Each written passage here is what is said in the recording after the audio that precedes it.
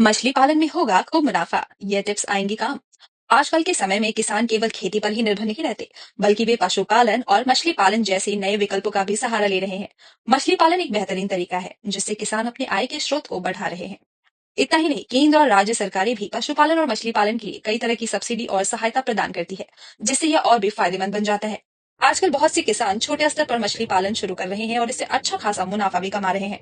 अगर आप भी मछली पालन शुरू करने का सोच रहे हैं, तो आपको कुछ खास बातों का ध्यान रखना होगा ताकि आपकी मेहनत सफल हो। आइए जानते हैं कुछ महत्वपूर्ण टिप्स जो आपकी मछली पालन में काम आ सकती है। कतला मछलियां चुनें। अगर आप मछली पालन शुरू करने जा रहे हैं, तो कतला मछली की नस्ल को चुनें। यह मछलियां 6 से 8 महीने में बिकने के लिए तैयार हो जाती हैं और तेजी से बढ़ती हैं। इस नस्ल को पालने में ज्यादा समय और मेहनत नहीं लगती, जिससे आप जल्दी मुनाफा कमा सकते हैं। तालाब का आकार और गहराई सही रखें। मछली पालन के लिए तालाब का आकार और गहराई बहुत महत्वपूर्ण है। तालाब की गहराई और साइज के लिए विशेषज्ञों से सलाह लें। सही गहराई और आकार मछलियों की वृद्धि और उनके स्वास्थ्य के लिए जरूरी है।